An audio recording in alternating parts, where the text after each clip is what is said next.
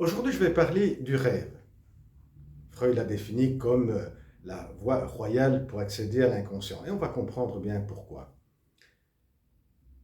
Mais commençons par une définition générale pour ensuite aller un peu plus dans les détails.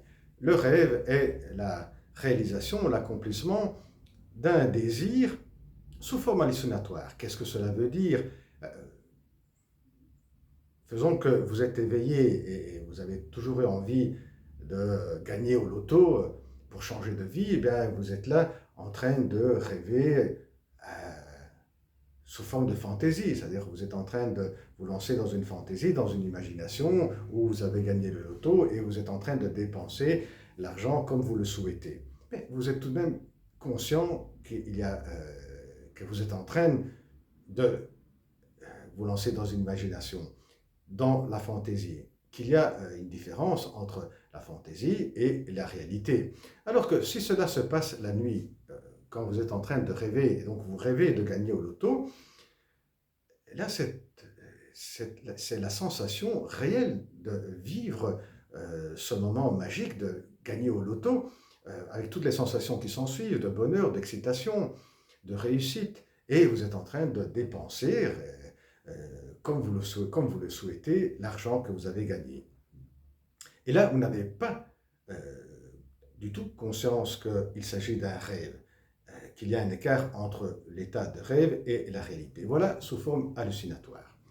Commençons maintenant par les trois types de rêves qui nous permettra de comprendre, détailler un peu mieux la définition de rêve. Premier groupe se relie à ce groupe, à cet exemple de gagner au loto. On peut faire d'autres exemples. Vous êtes dans un milieu de travail depuis un bout de temps, vous voulez une promotion qui n'arrive jamais. La nuit, vous rêvez d'avoir la promotion. Là, vous la vivez réellement dans vos sensations. Vous êtes en train voilà, d'assister à ce moment où le responsable vient en souriant vers vous en disant voilà la promotion, vous allez la partager, c'est une bonne nouvelle à partager avec vos proches, et vous allez vivre aussi vous allez vivre aussi les sensations qui s'en suivent, le bonheur, l'excitation, etc. On peut faire d'autres exemples qui rentrent dans ce groupe. Vous êtes en train de dormir et il y a le besoin d'aller à la toilette, vous ne voulez pas vous réveiller et vous allez faire le rêve d'aller à la toilette, ou bien un autre rêve classique, vous mettez le réveil à 7 heures pour aller travailler, le réveil sonne, vous ne vous réveillez pas et vous faites à la place un rêve où vous vous levez, vous allez au travail et vous avez vraiment la sensation d'aller au travail. Voilà les exemples du premier groupe. Là, on comprend bien que la personne qui va se rappeler du rêve va très bien saisir à quoi correspond, quel est le sens, la signification du rêve et à quoi faire référence par rapport à la réalité de tous les jours, au quotidien. Donc, à faire les liens qui s'imposent. Et dans ce groupe, voilà, c'est la première définition qu'on a citée au départ, qui correspond à ce groupe. Le rêve est la réalisation, l'accomplissement d'un souhait, d'un désir. Passons maintenant au deuxième groupe, qui est celui-là qui intéresse le plus la psychanalyse, qui a intéressé le plus Freud, qui, euh, qui au fond est le groupe où se retrouvent la plupart des rêves. La plupart des personnes qui se souviennent des rêves ne vont pas comprendre à quoi se réfère le rêve. Ils vont se souvenir d'un rêve incohérent, incompréhensible, avec des transformations, avec peu de logique, peu de sens commun, de bon sens, et surtout ne pas comprendre à quoi se réfère le rêve.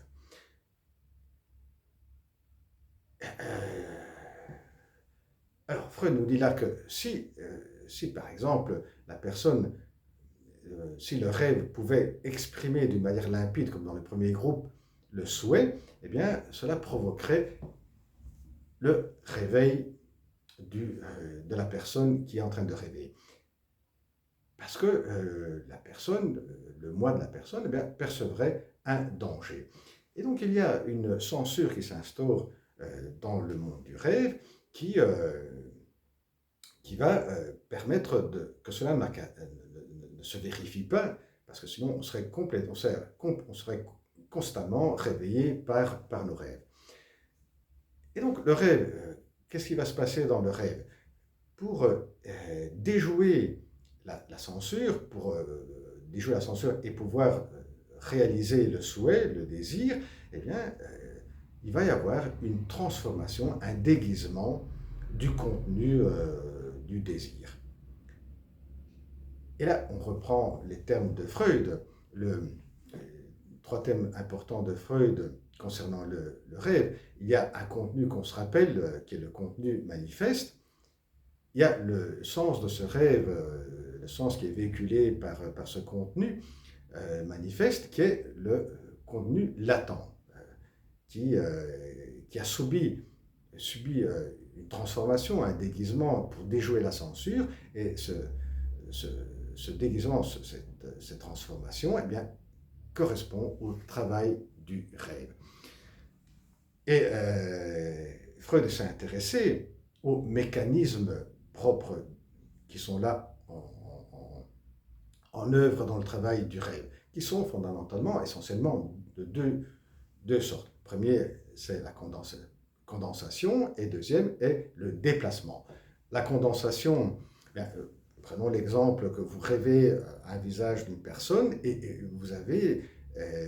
vous identifiez trois détails qui renvoient à d'autres visages. Le nez d'une personne, la paire de lunettes à une autre personne, les cheveux à une autre personne. Et là, vous avez donc trois visages qui sont condensés en un visage. Mais ces trois visages vous renvoient à trois fils de pensée différentes. Voilà la condensation. Déplacement, c'est que vous allez avoir une sensation très forte envers un objet que dans la vie quotidienne, qui fait partie de votre vie quotidienne, qui vous laisse complètement indifférent. Eh bien, dans le rêve, il vous suscite une réaction émotive très forte. Eh bien, il y a eu un déplacement, c'est-à-dire que l'objet qui, effectivement, dans la réalité, dans la vie quotidienne, ou dans le passé, vous a provoqué ou il provoque une sensation très forte, eh bien, c'est déplacé sur un objet insignifiant. Et voilà donc que maintenant on peut passer à la définition un peu plus complète de ce qu'est un rêve pour Freud. Le rêve est l'accomplissement, la réalisation sous forme hallucinatoire d'un souhait, d'un désir, sous une forme déguisée d'un désir infantile refoulé. Et oui, parce que ce sont des désirs, ce sont des souhaits refoulés qui ont été refoulés et donc qui sont perçus comme un danger par le moi et qui subissent l'effet de la censure. Et infantile, parce que la plupart des souhaits refoulés pour Freud, qui composent un conscient, sont infantiles. Passons maintenant au troisième groupe de rêves. Le troisième groupe de rêves, ce sont les rêves où on se réveille avec la transpiration et avec la peur, avec l'angoisse. Ce sont les cauchemars. Eh bien là, dans ce cas de figure, eh bien le travail du rêve n'a pas réussi vraiment à déjouer la censure. Et donc, partie du rêve qui va être perçu par le moi comme un danger, le danger est perçu comme une angoisse, et l'angoisse provoque le réveil, et la personne se réveille avec une peur. Et là, on peut conclure la définition complète de ce qu'est un rêve pour Freud. Le rêve est une tentative de réalisation, d'accomplissement sous forme hallucinatoire d'un souhait, désir, refoulé, infantile, sous forme déguisée, transformée.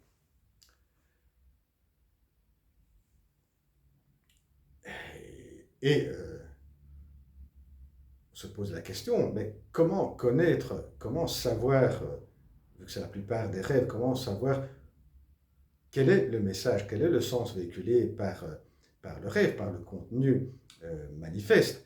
Bien, seule possibilité pour Freud est de se laisser aller par les associations libres. Et donc, pendant une séance d'analyse, un patient qui ramène un récit, un rêve, c'est de laisser parler par association libre le patient, et grâce aux pensées qui vont apparaître, on peut, en y travaillant, donner une interprétation et donc accéder au contenu latent du rêve. Passons maintenant à un autre argument, à la question, mais qu'est-ce qui explique l'état de rêve? Qu'est-ce qui explique l'état de rêve et tout ce qu'on a expliqué jusqu'à présent sur le rêve? Bien, d'une part, c'est au sujet du moi. Bien, quand on rêve, quand on est dans cet état de rêve, la plupart des fonctions, les fonctions du moi sont inhibées. Alors, les fonctions principales du moi que Freud avait décrites dans son livre Le Saint et le Moi sont l'accès à la motricité. Eh bien, quand on rêve, cet accès est inhibé. On ne sait pas bouger comme on veut. Si on bouge de manière inconsciente. Deuxième fonction, c'est le moi qui accède au système perception-conscience, qui nous permet de poser l'attention sur les objets, de voir, d'entendre. Eh bien, quand on rêve, on est coupé du monde. On ne peut pas voir, on n'entend pas, et si on entend un bruit, c'est parce qu'on s'est réveillé. Troisième fonction du moi, qui est l'épreuve de la réalité. Je disais, si on se lance dans une imagination, une fantaisie, eh bien, on sait toujours distinguer entre la fantaisie et la réalité. Et c'est la fonction du moi qui est l'épreuve de la réalité. Alors que quand on rêve, on ne sait plus distinguer, il n'y a plus une distinction possible, les représentations se surinvestissent et il y a cette forme de vécu qui est hallucinatoire. Et pour terminer, les autres fonctions du moi sont les fonctions concernant la pensée. Quand on pense, quand on est éveillé, il y a le principe de non-contradiction. On ne va jamais, dans la même phrase, accepter que quelqu'un fasse coexister deux pensées contradictoires. Il y a la temporalité. Quand on pense, quand on est éveillé, on pense à un avant, un après. Il y a le temps, il y a le passé, le présent, le futur. Il y a principe de cohérence. On essaie toujours d'être un peu cohérent, si on n'y arrive pas toujours, d'être cohérent quand on formule une pensée, que ce soit à soi-même et aux autres. Eh bien, tout ça saute quand on est dans l'état de rêve. Et d'autre part, si les fonctions du moi sont inhibées, eh bien, ce qui va apparaître, c'est le fonctionnement de l'inconscient. Et le fonctionnement de l'inconscient est lequel? Eh bien, c'est là qu'on a l'énergie libre qui peut se déplacer d'une manière rapide, et ce qui explique le phénomène de condensation, de déplacement. Il y a le principe de réalité qui n'est plus présent. Donc, si on veut quelque chose, si il y a une motion pulsionnelle qui veut se satisfaire, se réaliser, eh bien, directement, elle va essayer de se réaliser, bien qu'elle doit déjouer la censure et donc opérer un travail du rêve. La temporalité, il n'y a pas de temps, donc ce qu'on a vécu il y a 30 ans, on va le vivre comme si c'était aujourd'hui. Il n'y a pas un avant, il n'y a pas un après. Dans le même rêve, l'après et l'avant suit une logique complètement différente de la temporalité. L'incohérence, elle est présente. La coexistence de pensées contradictoires, car dans l'inconscient ne connaît pas la contradiction. Comme on peut avoir aussi des mots qui sont opposés, forts et faibles, qui sont utilisés de la même manière. Et là, Freud évoque un écrit sur l'origine des mots, où au départ de la civilisation, eh bien, les racines qu'on utilise au départ pouvaient signifier deux mots opposés, forts et faibles. Et ainsi de suite. Et voilà donc l'explication.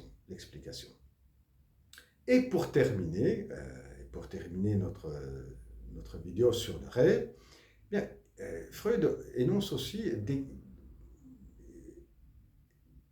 va décrire aussi d'autres contenus qu'on peut retrouver dans le rêve, à part les contenus qu'on a évoqués un peu tout au long de cette vidéo, c'est-à-dire des contenus de la vie quotidienne, des contenus quand on dort, la soif, la faim, des contenus qui intéressent surtout la psychanalyse, qui sont tous les désirs, les émotions pulsionnelles refoulées.